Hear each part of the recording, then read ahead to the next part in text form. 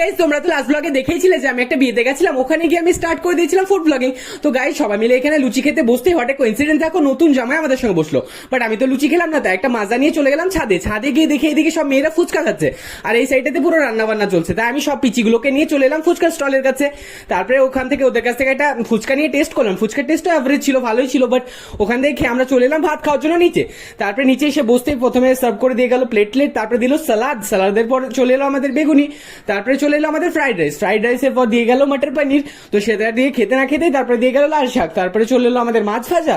এই করতে করতে সবকিছু কমপ্লিট হতে হতেই চলে এলো আমাদের মাটন। তো মাটন দিয়ে খাওয়া দাওয়া কমপ্লিট করে তারপরে দই মিষ্টি খেয়ে আমি একটা আইসক্রিম নিয়ে চলে গেলাম ছাদে বৃষ্টি দেখতে। তারপরে বৃষ্টি দেখতে দেখতে অ্যাজ এ ফুড ক্রিয়েটর এদেরকে সবাইকে ফুচকা আর আইসক্রিম খাওয়া শেখাচ্ছিলাম। তো গাইজ ওদের যেহেতু টেস্ট করালাম, তো আমাকে আমিও একটু ফুচকা আইসক্রিমের কম্বোটা টেস্ট করলাম। এটা বেশ অসম খেতে লাগছিল, তোমরা কখনো ট্রাই করো গাইজ। তারপরে এইসব করে তারপরে আমি চলে এলাম নিচে। এখন এসে কি করতে থাকি সেগুলো দেখার জন্য পরে